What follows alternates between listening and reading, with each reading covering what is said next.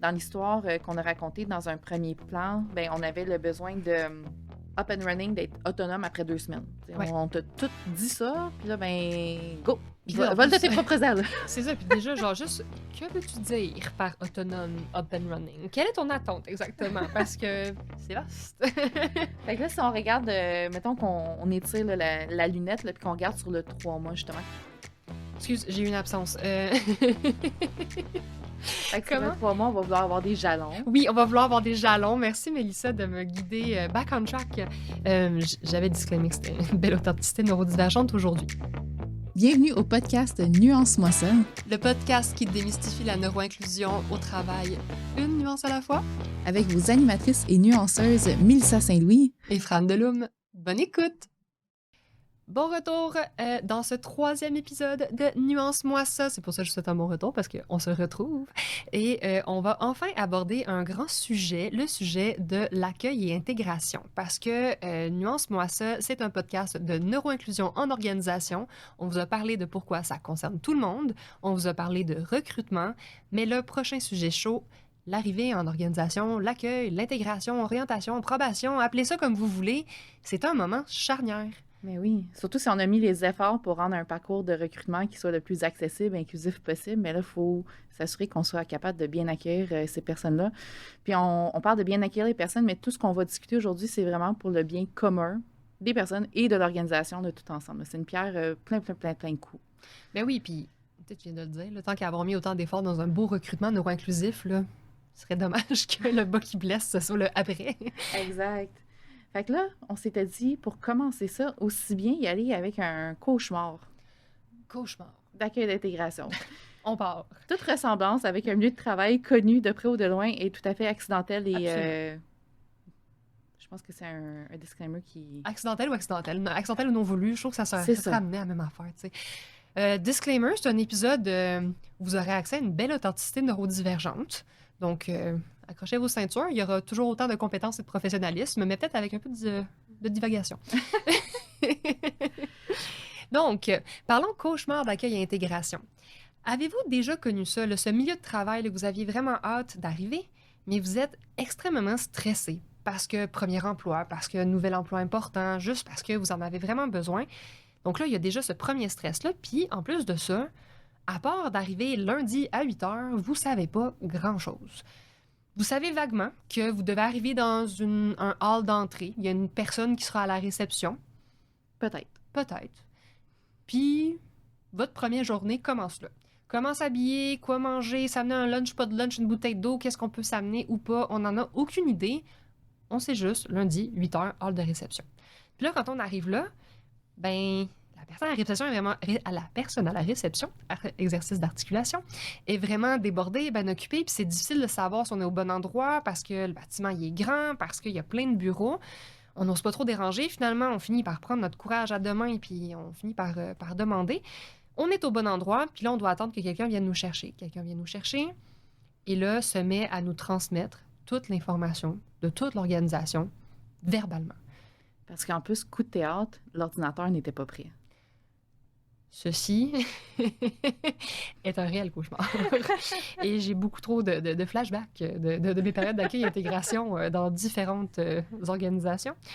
Donc, l'ordinateur n'est pas prêt. Donc là, on est à la mitaine, au crayon, à prendre des notes de ce que Linda ou Roger, vous savez, cette personne qui sait tout dans l'organisation puis qui détient beaucoup trop d'informations dans sa tête, cette personne que si elle quitte demain matin, on est vraiment mal pris, bien, cette personne vous transmet tout ce qu'elle sait parce qu'elle a 2 semaines pour vous former, puis au bout de 2 semaines, vous savez pas exactement ce qui arrive, mais vous savez que vous devez être autonome. Très important. Fait que là, dans ce transfert d'informations-là qu'on est en train de prendre à la mitaine, où est-ce que la boucane sort du crayon, où est-ce qu'on en a presque une tendinite après la première journée, bien, on a cette personne-là qui nous explique toutes les tâches dans le système à utiliser, toutes les personnes à qui parler, etc. Elle nous nomme des personnes qu'on n'a pas encore vues, qu'on ne connaît pas. Tu sais, telle personne dans tel département, tu feras attention, là, cette personne-là, il faut y parler de telle façon, ou quand tu envoies un tel document à tel endroit, X, Y, Z va se passer. Puis, en même temps, ça donne qu'elle nous raconte l'anecdote qui s'est passée au bureau il y a 10 ans parce que c'était ma foi, un événement percutant dont tout le monde parle encore aujourd'hui, mais qui ne s'est jamais reproduit. En plus de parler aussi de l'inventaire qu'il va falloir peut-être faire dans 8 mois. On ne sait pas si la personne va y collaborer ou pas à cet inventaire-là, mais bon, prends ça en note, ça risque d'être important. Il y en a de l'information cruciale dans tout ça, là. On a de l'information tacite et politique, on a de l'information opérationnelle, on a de l'information sociale. Il y a tellement de choses. Il n'y a rien qui n'est pas important. Fait qu'est-ce que je fais? J'écris tout. Parce que je ne sais pas qu'est-ce qui va être nécessaire, à quel moment et qu'est-ce qui est prioritaire ici maintenant. Je sais pas pour vous autres, mais moi, je suis stressée. Écoute, on s'écoute les deux, On là, s'est puis auto-stressés. c'est fascinant de voir comment on dévore comme l'histoire, comme si on était autour d'un feu de camp à se raconter des histoires de fantômes. Il manque juste la petite lampe de poche sous le menton, là, histoire de mettre dans l'ambiance. Mais vous voyez ce qu'on veut refléter, cet accueil et intégration ultra stressant, très imprévisible, et pourtant tellement commun dans tellement d'expériences. Puis là, attention, on ne dit pas que toutes les organisations font 100% des mauvaises intégrations ou au contraire qu'elles sont parfaites à tout égard, mais probablement que dans l'histoire qu'on vous racontait il y a quelques instants, ben vous avez vécu peut-être des morceaux un peu ici et là dans différentes organisations. Puis on a presque tous et toutes connu ce patchwork là, d'accueil et intégration un peu intense et questionnable dans les pratiques. Effectivement. Puis, tu sais, dans cette discussion-là qu'on a, tu sais, oui, on est un podcast sur la neuroinclusion. On aime bien dire qu'on parle de neuroinclusion, d'inclusion de la neurodiversité, pas juste de l'inclusion des personnes neurodivergentes, mais ce qu'on fait qui risque de générer des situations de handicap pour des personnes neurodivergentes risque de générer des situations plus difficiles à gérer pour d'autres personnes également. Puis ce qu'on fait qui est bon pour une personne neurodivergente, qui est nécessaire pour une personne en situation de handicap, par exemple, bien, risque d'être potentiellement très bénéfique à plein d'autres personnes. Puis là, si on se rappelle juste la période d'accueil et d'intégration, le fait que ce soit un événement qui est stressant en soi, hein, c'est un nouveau milieu, c'est des gens qu'on ne connaît pas, on est stressé, on est anxieux, puis quand on est dans cet état-là, bien déjà là, nos aptitudes d'apprentissage vont grandement diminuer. Si j'ai beaucoup de stress, bien mon cortex préfrontal, qui est celui qui fait tous les liens, qui fait l'apprentissage en tant que tel, bien lui, il décloche, là, puis je roule sur l'émotion à ce moment-là. Fait que déjà là, dans comment est-ce que j'espace tout ça, dans comment est-ce que je donne l'information, là, si je m'attends à ce que la personne, day one, là, elle soit en train de tout apprendre, puis tout intégrer, assimiler, je suis déjà pas gagnante dans mon processus. Puis là, quand on regarde au niveau justement des personnes qui seraient neurodivergentes, bien, à l'intérieur de ça, on peut avoir des personnes qui ont des difficultés au niveau de l'apprentissage. Donc, si j'ai un parcours d'accueil d'intégration qui est mal ficelé au niveau des techniques d'apprentissage, au niveau de comment est-ce que je morcelle le contenu, etc., bien, je viens d'emblée de créer des situations de handicap pour ces personnes-là. Si j'ai une personne qui est dysorthographique ou dyslexique, puis qu'il faut tout prendre les notes à la main dans mon cahier, bien, les chances que je fasse des erreurs quand j'écris ou que j'ai un TDAH, puis que c'est plus difficile de séquencer l'information, puis que là, il faut que je les écrive en ordre, mais en plus, ça ne m'est pas dit dans le même ordre que ça devrait se passer, bref, etc. Il y a plein de situations qui peuvent se produire qui, oui, vont générer des situations de handicap, mais qui, au final, là, c'est pas utile pour personne. Puis cette personne, que ce soit Linda, Chantal, Roger, là, name it, s'il arrive quelque chose, là, comme tu disais, Fran, là, qu'est-ce qui se passe? Fait que, est-ce que, comme organisation, on est capable de se mettre les bases après ça pour avoir aussi une pérennité, pour s'assurer que nos accueils d'intégration soient seamless, puis s'assurer que, ben c'est quoi, Roger, Chantal, ils sont peut-être utilisés à meilleur escient que de raconter, parce que là, si j'ai un taux de roulement en plus de ça, ça se peut qu'il est tanné de toujours répéter la même chose, puis que la première personne qu'elle a accueillie puis qu'elle a intégrée, elle y a donné tout son amour, puis rendue à la 15e personne, ben c'est un peu supplice de la goutte, puis ça se fait plus avec autant d'entrain. Surtout quand ça fait 12 qui partent pour les mêmes raisons. T'sais. Exact. Fait comment est-ce qu'on s'assure de diminuer le taux d'attrition dans notre parcours d'intégration pour s'assurer que les personnes qui arrivent, qui restent, hein, un accueil d'intégration qui s'est mal passé, là, les chances que la personne quitte rapidement puis qu'elle soit pas mobilisée au sein de l'organisation est d'autant plus grande, puis ça coûte cher recruter, on va se le dire. Là. Vous allez vraies affaires. Mais là, on caricature, on exagère, on critique, là, mais... pas tant. Là, Mélissa, j'essaie de créer une alliance avec notre auditoire, là. Puis pas avoir l'air trop intense, mais effectivement, j'ai des expériences qui sont très similaires à ce qu'on vient de vous raconter, qu'on le veuille ou non. Ceci étant dit, on caricature, on exagère et on critique, mais avons-nous des solutions pratico-pratiques? Avons-nous des pistes de réflexion à apporter? Hein? Parce qu'on ne veut pas juste faire de la ventilation pendant 45 minutes. Non. Puis j'aurais envie de te dire, commençons donc par la base, qu'est-ce qu'on définirait comme étant la période d'accueil et intégration dans une organisation? Parce que peut-être tout le monde n'a pas le même référentiel. Moi, généralement, je vais la calculer sur la période de probation. OK. Généralement, mais tu sais, on a quand même la période, puis on peut le décortiquer comme ça pour la discussion, tu sais, l'orientation, qui peut être à peu près 2 semaines. De toute façon, on a la période de probation qui est généralement 3 mois. c'est souvent aussi la période de lune de miel. Fait qu'il peut y avoir aussi cet élément un peu plus tacite-là de la durée de...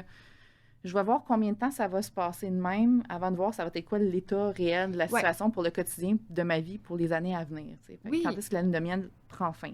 Sur ce, prends une gorgée d'eau et j'arrive avec justement la notion de c'est souvent les 3 à 6 premiers mois, là, grosso modo, quoique c'est pas coupé au couteau, puis ça peut être un peu moins ou un peu plus dans différentes circonstances. Exactement. Fait que mettons qu'on faisait 2 semaines pour la discussion de la période d'orientation, puis 3 mois pour la période d'accueil, intégration, probation un peu plus formelle. Puis si on devait définir les objectifs de la période d'intégration, à quoi on s'entend que ça sert? Bien, généralement, c'est de s'assurer que la personne elle est capable d'avoir les compétences pour faire le travail. Fait qu'on va généralement l'évaluer aussi à travers tout ça parce que c'est sûr qu'on a fait un excellent processus de recrutement où on a vraiment bien évalué les compétences de façon valide et fiable. Bien, les chances que la période de probation ne révèle pas de surprise sont beaucoup plus grandes, mais ça se peut qu'on a été au gut feeling parce qu'on n'a pas encore tout mis les choses en place. Puis là, tout d'un coup, on a des surprises en probation. C'est des choses qui peuvent arriver. Effectivement.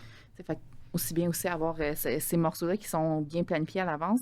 Mais on va vouloir venir voir si la personne elle a toutes les compétences pour réaliser le poste, venir voir aussi qu'est-ce que la personne elle a besoin pour être à son plein potentiel dans ce poste-là. Des fois, on a des requis, mais on a aussi des atouts. Fait qu'est-ce qui peut être développé en cours d'emploi, puis comment est-ce qu'on met ces morceaux-là en termes de formation puis d'apprentissage pour que la personne bâtisse son recueil de compétences pour faire l'emploi désiré.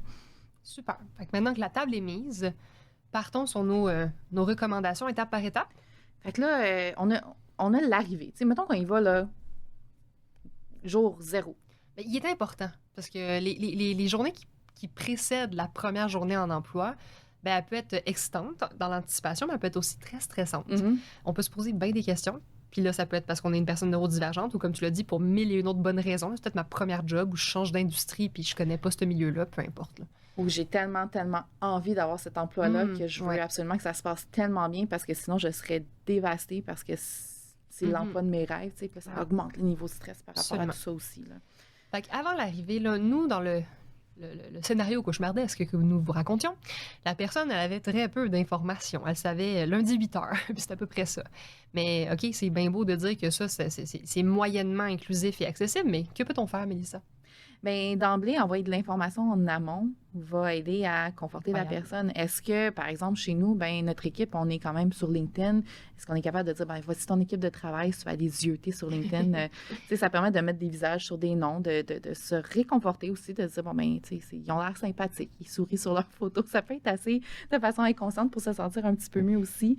De dire aussi, ben si, par exemple, on a un manuel de l'employé, puis là, je vais mettre quand même un accent sur, parce que ça va teinter l'ensemble des étapes de cette accueil-intégration-là, mais mon manuel de l'employé, est-ce qu'il a été mis à jour? Est-ce qu'il est attrayant ou est-ce que c'est un espèce de document PDF qui a pogné la poussière avec des vieilles politiques désuètes? C'est un manuel d'employé peut être un sacré bon outil de marque employeur interne, externe, de faire valoir c'est quoi notre culture, comment est-ce que c'est chez nous, etc. Fait que est-ce que j'ai un manuel de l'employé qui est bien monté, qui est intéressant, que je peux partager à la nouvelle personne en amont, puis dire, ben, regarde, t'es pas obligé de tout le regarder. Évidemment, elle n'est pas encore sur le payroll à ce moment-là. Mais elle l'a au besoin. Elle l'a au besoin, c'est ça. Si elle a des questions, elle peut consulter, elle peut aller regarder dedans. Justement, tu sais, souvent, ben pas souvent, mais j'ai hâte de voir si après le podcast, il y a plus de clients et de clientes qui vont le faire. On a certains de nos clients et clientes qui nous envoient, quand on donne des formations, dans un courriel, l'information pour se rendre, où est le stationnement, une photo de la porte d'entrée. Ces genres d'informations-là sont toujours... On a même des gens qui nous envoient des photos de la salle de formation. C'est toujours très plaisant de savoir, de pouvoir se projeter dans où est-ce qu'on s'en va pour avoir ces repères visuels. Bien, se projeter, mais aussi, je sais que pour ma part, me repérer dans l'espace, c'est extrêmement difficile. Je suis constamment perdue, là, c'en est un running gag. Je me perds dans un stationnement, là. Je me perds dans un centre commercial, je me perds au restaurant en sortant de la salle de bain pour retourner à ma table. C'est un réel enjeu de mémoire de travail dans mon cas.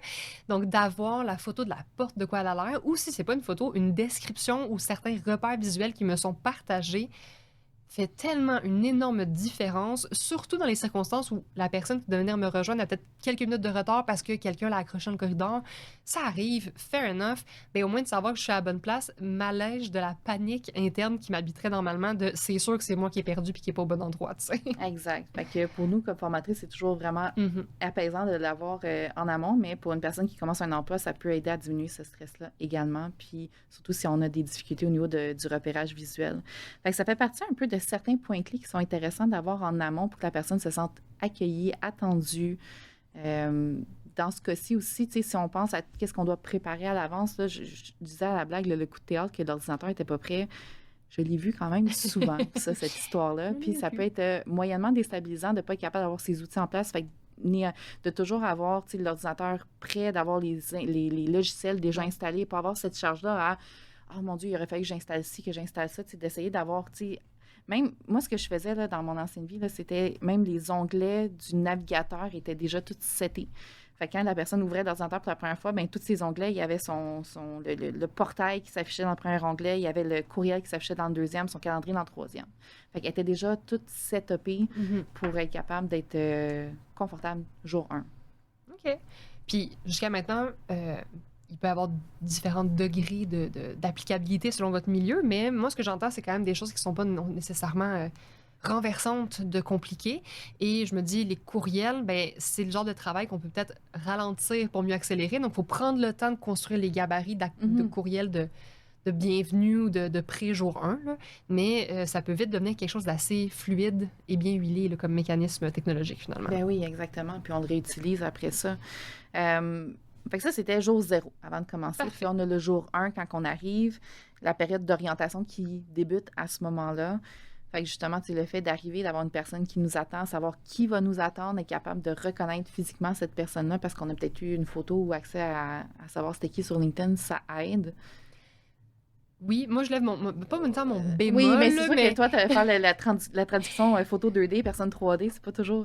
c'est rare difficile, non, mais juste de savoir, d'avoir un nom, de savoir que quelqu'un est là ou de savoir vers où me tourner ou qui demander, parce que ça se peut que je reconnaisse pas la personne, puis pour 1001 raisons, je peux ne pas la voir, peu importe, là.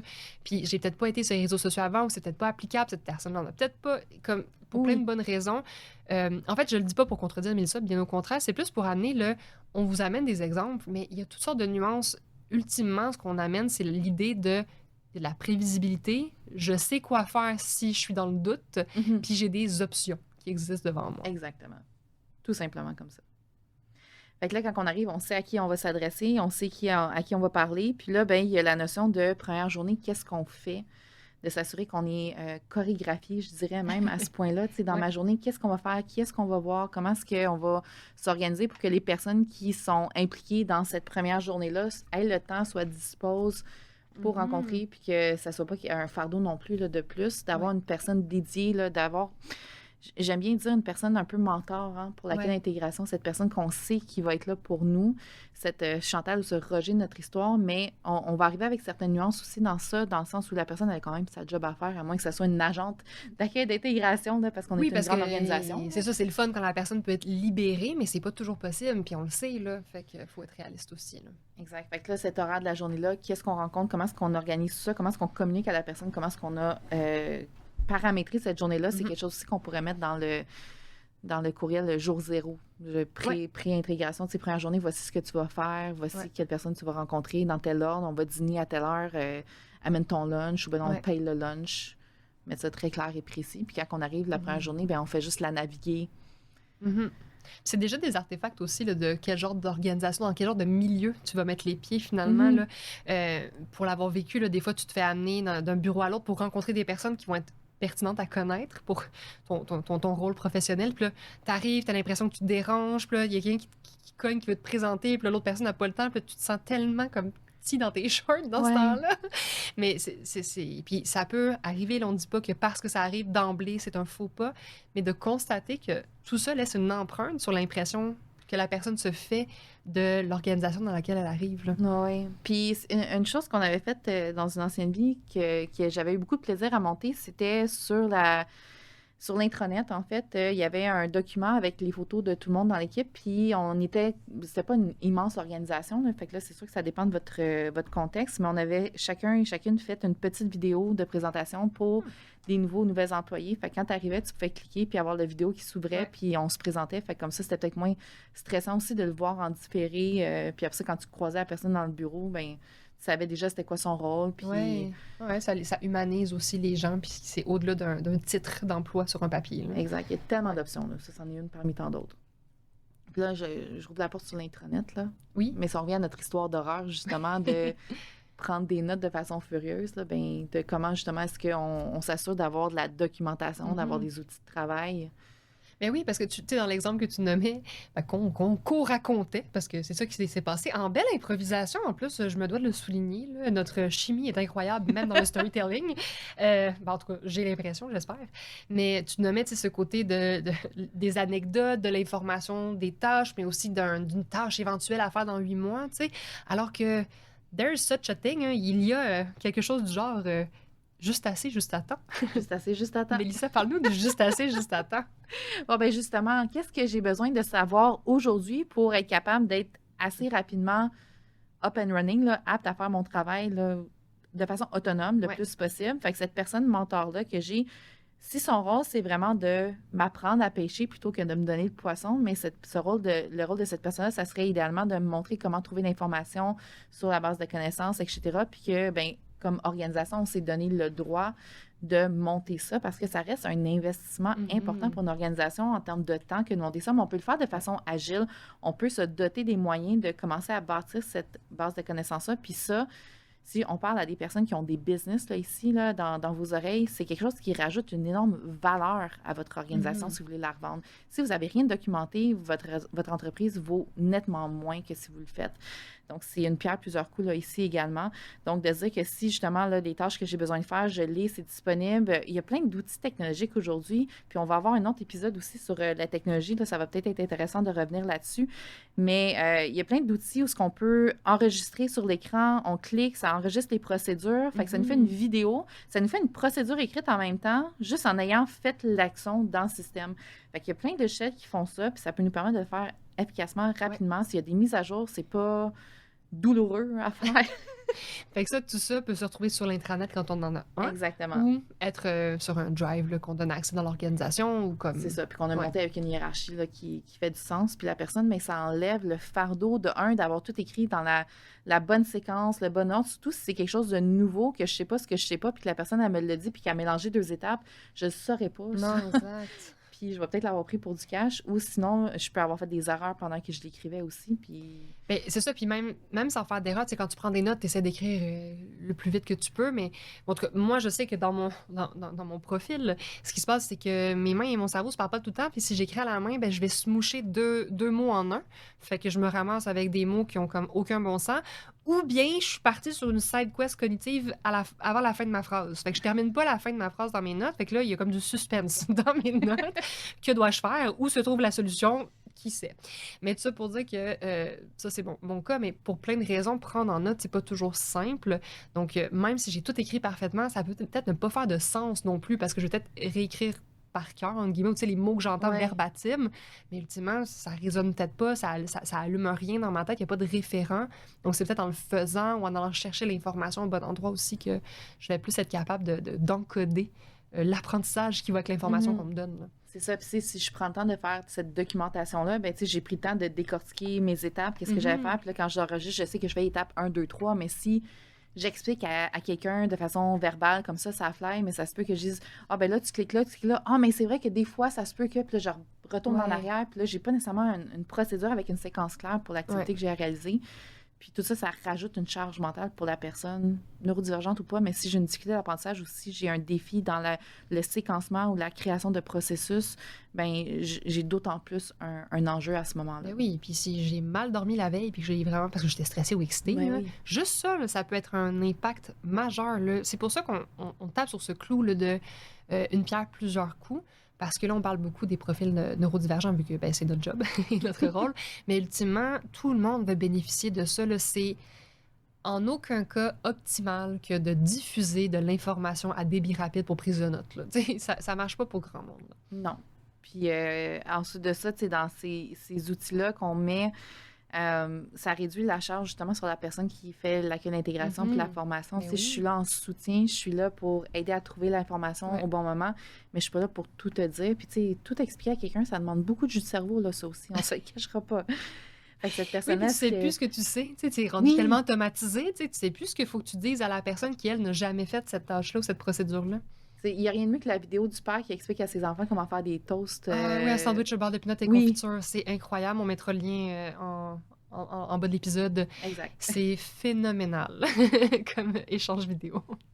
Fait qu'on peut avoir des outils technologiques, on peut se mettre en place des gabarits, puis petit à petit, quand on fait les tâches dans l'équipe, on se partage comment le faire ensemble dans le gabarit, puis tout le monde met la main à la pâte un petit peu comme ça, puis ça va vraiment avoir une bonne valeur ajoutée pour l'organisation, puis pour les accueils, les intégrations. Puis là, on revient un peu au plan de match. Si on a la période d'intégration, on a parlé des premières journées, d'avoir ça assez bien organisé, mais on a quand même quelque chose qui va aller sur la période de probation sur un 3 mois, puis les différents jalons. Dans l'histoire qu'on a racontée dans un premier plan, ben on avait le besoin de justement être up and running, d'être autonome après 2 semaines. Ouais. On t'a tout dit ça, puis là, ben go! Puis là, en Vole de plus- tes propres ailes. C'est ça, puis déjà, genre, juste, que veux-tu dire par autonome, up and running? Quelle est ton attente exactement? Parce que c'est vaste. Fait que là, si on regarde, mettons qu'on étire là, la lunette, là, puis qu'on regarde sur le 3 mois, justement, comment est-ce qu'on fait ça de façon plus intelligente? Là? Mhm. Excuse, j'ai eu une absence. Fait que sur Comment? le 3 mois, on va vouloir avoir des jalons. Oui, on va vouloir avoir des jalons. Merci, Mélissa, de me guider back on track. J'avais disclaimé que c'était une belle authenticité neurodivergente aujourd'hui. Donc oui, on veut avoir des jalons. On veut savoir, comme dans ma probation, qu'est-ce que je suis supposée être capable d'accomplir de manière autonome, à quel moment. Puis il faut qu'on m'ait donné les moyens de nos ambitions aussi, parce que c'est bien beau de dire à une personne, il faut que dans 2 semaines, tu puisses accomplir telle tâche. Est-ce que la réflexion autour de ma probation, elle a été pensée en conséquence? Est-ce qu'on m'a donné des moments de formation, des moments de mise en pratique aussi de cette compétence-là, de cette application-là? Donc, on veut des jalons, on veut être capable de prévoir ce qui s'en vient, on veut être capable de programmer. Ça ne doit pas être un moment organique et selon le sens du vent le matin même, tu files pourquoi? Parce que sinon, on ne sera peut-être pas capable d'atteindre le bon jalon au bon moment. Donc, moi, c'est un peu là que je peux aller en ce moment. Puis j'amènerais même d'équiper la personne qui va faire ces évaluations-là aux différents jalons, d'être apte à donner une rétroaction Ouais. de la bonne façon. Oui. En fait, on veut pas de surprise. On n'aime pas ça, les surprises, à aucun moment, là, ici. Là. Non, exact. Puis ça vient avec une compétence particulière, que ce soit la personne qui est gestionnaire ou la personne qui mentor, là, mais la rétroaction, tu le dis bien, là, on veut pas de surprise.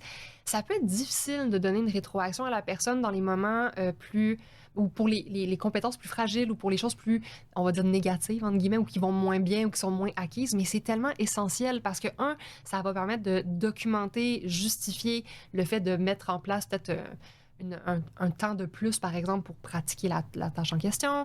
Mais ça fait aussi que, ben, si toi, tu apprends après 2 semaines que c'était difficile alors qu'on t'en a jamais parlé avant, un petit bris de confiance qui vient de se passer là, tu sais, ça peut créer un petit moment de dissonance. Tandis que si on te le dit au fur et à mesure, avec bienveillance, mais avec des faits, parce qu'à un moment donné, les choses sont telles qu'elles sont, ben, au moins, ça te permet à toi aussi de savoir où sont tes zones de défi, qu'est-ce qui te cause un peu plus de difficultés, puis où mettre ton énergie comme nouvelle personne employée dans cette organisation-là aussi. Là. Puis quand on fait de la bonne façon, ça te donne aussi un niveau de confiance plus élevé dans ton organisation quand on va arriver au temps de faire des évaluations annuelles, par exemple. Puis ça sera un autre sujet de discussion complètement. Mais tu sais, si dans mon accueil, j'ai reçu une rétroaction qui était juste, qui était à la fois bienveillante, mais aussi qui me donnait un son de cloche sur qu'est-ce que je pouvais améliorer, comment est-ce qu'on m'outillait également pour arriver à atteindre ces objectifs-là, je vais avoir une plus grande confiance que quand ça sera le temps de faire mes évaluations de la performance ou quand il va arriver quelque chose, puis que, par exemple, tu sais, on fait tous et toutes des erreurs dans notre vie, puis qu'on va être capable de me le dire, puis qu'on va être capable de trouver des solutions, je vais me sentir beaucoup plus en sécurité dans mon organisation. Fait que c'est ces moments-là, quand on parle de la lune de miel, là, c'est ça, c'est pas de dire que tout est beau, que tout est rose. Non. C'est de dire qu'on est capable d'avoir la sécurité, de se dire les choses, de se dire les choses bien. Oui, exact. Puis moi, je trouve que ça donne la permission de faire des erreurs, d'apprendre. Ça modèle aussi un exemple parce qu'après, ça se peut que ce soit toi qui sois en rôle de donner de la rétroaction. Fait que tu vas peut-être être capable de le faire en sachant que cette organisation-là, elle permet cette sécurité de l'apprentissage-là, à moins qu'elle ait vraiment un impact critique parce qu'on l'a identifié comme une erreur critique dans la conversation et la réflexion. Mais sinon, ben, ça permet de dire, ben, une erreur n'est pas la fin du monde nécessairement dans cette organisation-là aussi. Et ça permet de construire de la confiance et de la sécurité psychologique de manière générale dans les relations professionnelles aussi. Là. Puis si j'ai pris le temps de réfléchir à mes processus, puis à mes procédures, puis à ma documentation, mais j'ai probablement déjà été en mesure d'entrevoir ou d'identifier ces zones-là où est-ce qu'il y a des erreurs critiques qui peuvent se glisser. Comment est-ce qu'on met des filets de sécurité dans l'organisation pour les nouvelles personnes pour s'assurer que les erreurs critiques ne se produisent pas quand elles ont un potentiel critique immense.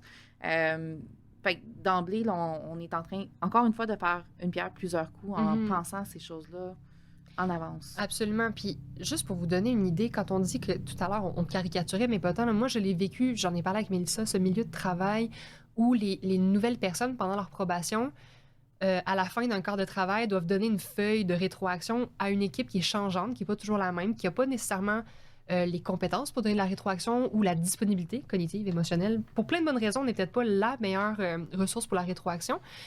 Et ben, les gens sont mal à l'aise. Et là, donnent une rétroaction très, très superficielle, cochent des cases sur le formulaire de rétroaction, ne disent pas à la personne ce qui était plus difficile ou ce qui était une erreur critique, parce que ça va arriver par moment qu'il y a vraiment des erreurs avec des conséquences importantes dans certains milieux de travail. Par contre, ça va se discuter au départ de la personne, dans son dos. Et ça va entretenir, nourrir des climats organisationnels fort peu sains, on va le dire comme ça. Mais c'est surtout que cette même personne-là, après, quand elle reçoit la rétroaction du cumul de ces fiches que personne ne lui a vraiment parlé, ou bien les fiches disent une chose, mais les personnes qui sont allées parler au gestionnaire après disent d'autres choses, méga clash. Puis tu sais pas nécessairement où a été ton erreur, puis tu te souviens peut-être pas de quelle intervention ou quelle tâche t'as faite ou quel moment a été critique, mais qui là accompagne la perception que d'autres personnes ont de toi, tu sais. C'est ça. Puis là, ben, la dissonance fait que tu te sens pas en sécurité, que tu te dis, ben, le monde, il parle dans mon dos. Fait que qu'est-ce que je fais ici? Les risques que la personne parte. Voilà. Puis la personne qui va peut-être vouloir te dire après, ben, tu vas avoir peur. Tu vas avoir peur parce que, mais tu me dis que je fais une erreur, c'est parce que je suis dans le trouble. Tu sais, ça va être automatiquement associé. Fait qu'on voit comment tout est dans tout en ce moment. Et tout ça, pas pour rien qu'on faisait lien avec le recrutement, parce que ça commence là, mais ça continue aussi par la suite, comme tu dis, à l'évaluation de performance. Fait qu'on voit comment c'est des morceaux d'un même... patchwork, là. C'est toujours le mot qui me vient en tête. Puzzle? Casse-tête? Attends, c'est une courte pointe. Courte pointe. Merci, Mélissa, pour le mot français qui me manquait. J'allais piger dans mes vieilles compétences à mon accès lexical. Mais, tu sais, ça aussi, c'est quelque chose qui se positionne soit dans le manuel de l'employé, dans la façon dont on va communiquer avec la personne quand elle commence son emploi chez nous, de dire, tu sais, chez nous, on se dit les choses. S'il y a quelque chose qui glisse, s'il y a quelque chose qu'on voit que tu as mal compris, s'il y a une erreur qui s'est produite, sache qu'on va te le dire, mais sache qu'on te le dit pour pouvoir trouver des solutions. Sache qu'on se le dit pour être qu'il n'y ait pas justement de surprise, puis que ça sera toujours fait avec bienveillance. Bienveillance, c'est un mot galvaudé aussi, mais en se disant que c'est dans le meilleur intérêt de tout le monde. De tout le monde. Voilà. Fait que de positionner ça, parce que des fois, ça se peut qu'on ait vécu des expériences traumatisantes dans nos emplois aussi, là, de mettre ces balises de sécurité-là dans comment est-ce qu'on s'accompagne, comment est-ce qu'on interagit dans tout ça. Un petit contrat social, là, finalement. Un contrat social. On revient souvent au contrat social, Mélissa et moi, dans beaucoup de conversations, c'est bien important. Puis après ça, ben, on a on a parlé des jalons, de l'évolution des acquis, d'éviter le stress à travers tout ça. Puis ça revient, grosso modo, dans tout ce qu'on dit, là, de la prévisibilité et de la réassurance. Oui, exact. Fait qu'on vous donne des idées en ce moment, des suggestions, mais on sait que tout ce qu'on dit s'appliquera peut-être pas à vos moyens organisationnels. Pas nécessairement parce que c'est cher, mais juste si j'ai pas la technologie ou si j'ai pas le temps ou si j'ai pas la capacité de le faire, peu importe la raison valide, là. Mais plus on va prendre des actions dans cette perspective de j'ai des nouvelles personnes qui intègrent dans mon organisation, qui sont dans un contexte qui est stressant un peu par nature, qui doivent apprendre, donc pour qui il faut qu'on ménage un peu les fonctions exécutives et les capacités cognitives. Plus je vais rassurer, créer de la prévisibilité, moins ces personnes-là vont devoir être un peu sur le bout de leurs orteils à attendre de voir qu'est-ce qui s'en vient, puis qu'est-ce que ça veut dire, puis quel impact ça va avoir finalement. Fait que ça peut prendre plein de formes dans votre organisation, que ce soit au jour 0, que ce soit au jour 1, que ce soit pour l'apprentissage, que ce soit pour la rétroaction, mais on veut l'aligner avec la notion de rassurer, rendre prévisible et faciliter finalement. Exact. Fait qu'on a vu certains exemples de ce qui pouvait être fait. Il y en a plein d'autres. Hein. C'est comme un livre de recettes. Là. Il y a plein de façons de faire des pâtes. Là. Hein? Puis là, on a donné peut-être quelques éléments pour faire une sauce marinara, mais on aurait pu décider de faire une sauce Alfredo. On aurait pu... Il y a plein de choses qui peuvent se produire. C'est très différent comme type mais de ça sauce. reste des pâtes. Fait que selon le contexte, selon nos besoins, selon la complexité du milieu ou du travail aussi, ça peut impliquer différentes modalités différentes. Fait que, tu sais, bref, à travers ce qu'on a dit, qu'est-ce que vous ressentez qui résonne? C'est quoi le... On aime ça, surtout en formation, c'est quoi le petit morceau dans tout ce qu'on a dit que tu dis, hey, tu sais quoi, ce morceau-là, je peux le prendre, puis assez rapidement, je peux faire un premier petit pas, puis avec ce premier petit pas-là, je peux avoir un succès et continuer à bâtir dessus, puis continuer. Tout ce qui mérite d'être fait de façon incomplète ou imparfaite. 1%, c'est plus que 0%. Oui, puis tu sais, j'en ai entendu plusieurs dans les exemples que tu as partagés, ne serait-ce que de créer le gabarit du courriel de bienvenue, que d'aller setter des barres de favoris pour avoir des onglets prémis. Tu sais, c'est des petites affaires, ça prend un instant, il faut prendre le temps de le faire, c'est vrai, tu sais, on ne veut pas le sous-estimer ou le négliger, mais c'est un tout petit pas dans la direction, justement, de créer un accueil et intégration, une période d'accueil et intégration, pardon, qui soit plus accessible, rassurante, prévisible et facilitante. Oui. Puis si vous avez le courage de le faire, prenez le temps de sonder vos équipes, idéalement de façon anonyme, mais de dire, quand vous êtes arrivé, là, qu'est-ce que vous auriez aimé d'avoir de différent ou qu'est-ce qui vous aurait facilité la tâche, qu'est-ce que... en mode co-construction. Mais ça m'amène la question, Mélissa, je sais qu'on on approche de la fin de l'épisode, mais je pense que ça s'adresse parfaitement ici, les fameuses entrevues d'étonnement. Oui. Oui. Parlons-en. Connaissez-vous ça, les entrevues d'étonnement? Peut-être que oui, peut-être que non, mais moi, je trouve que ça vaut la peine. Donc, c'est ces entrevues où, après, souvent, une période de 3-6 mois, là, on vient questionner nos nouvelles personnes dans l'organisation pour avoir leur regard sur l'organisation, sur ce qui les a surprises, sur ce qui les étonne, sur leurs suggestions aussi. On est en train de placer des artefacts, justement, d'écoute et de co-construction, mais c'est aussi un moment pour avoir accès à des yeux qui voient peut-être ce que nous, on ne voit plus, parce que c'est pas notre quotidien, parce qu'on le vit pas dans leurs souliers de personnes qui intègrent une organisation. Ça, puis les entrevues les staying interviews, les entrevues de pourquoi on reste aussi. Ce qui ferait que la personne continue d'être là à l'emploi. Qu'est-ce qui fait qu'elle va être encore là à l'emploi l'année prochaine, selon elle, aujourd'hui? C'est des beaux modus operandi à développer dans l'organisation pour pas juste se rendre à l'entrevue de départ pour apprendre quelque chose finalement. Et ça, c'est quand on a une entrevue de départ. Là. Et c'est ça, quand on en a une, puis qu'on a la sécurité d'entendre les vraies choses, ce qui est vraiment pas toujours le cas. Puis si je fais un pouce encore plus loin, ces entrevues d'étonnement-là, puis de pourquoi est-ce qu'on reste, c'est précieux si je retourne à la période de recrutement, quand on pense à notre marque employeur, est-ce que ce que j'ai diffusé dans ma marque employeur a créé de l'étonnement parce que les bottines ne suivent pas les babines? Puis après ça, dans qu'est-ce qui fait que je reste, ça me donne du matériel incroyable pour venir justement garnir ces artefacts-là qui vont faire que ma marque employeur, elle est juste et attrayante. Oui, exact. Fait qu'on veut pas mettre des lunettes roses à tout instant, on veut dire les vraies choses, puis vous faites des bons coups, on veut les mettre en valeur, c'est ce qui vous démarque comme organisation. Autant les faire rayonner plutôt que de juste voir qu'est-ce qu'il reste à faire tout le temps. Exact. On se donne des tapes dans le dos quand on veut. Ben oui. Puis on continue d'avancer. Exactement. Ce qui termine notre épisode sur la période d'accueil et intégration. Un épisode, ma foi, chargé, condensé, efficace et rocambolesque. On espère sincèrement que c'est venu confirmer peut-être des perceptions que vous avez ou que c'est venu vous déstabiliser. En toute bienveillance, ça sera peut-être inconfortable pour certaines choses. On sait qu'on challenge des fois certaines pratiques bien incrustées dans nos organisations, mais c'est parce qu'on les a vues se faire ailleurs, c'est parce qu'on les a lues être des bonnes pratiques, c'est parce qu'on a des données qui montrent que ça a un impact positif. Il n'y a rien aujourd'hui qu'on vous a partagé dans cet épisode qui sort de notre pensée magique à Mélissa et moi. Ce sont réellement des pratiques testées, approuvées, documentées, qui valent la peine d'être expérimentées. Puis comme Mélissa l'a dit, peut-être bien incomplète ou bien imparfaite au début, mais chaque petit pas compte quand on parle d'une organisation plus neuro-inclusive. Et sur ça, on se dit à un prochain épisode. Oui. Bye, là. Bye. T'as apprécié l'épisode puis t'aimerais en savoir plus sur la neuroinclusion? Viens nous suivre sur LinkedIn ou abonne-toi à notre infolette en venant sur notre site à l'adresse nuance.com. Ça s'écrit nuance.com.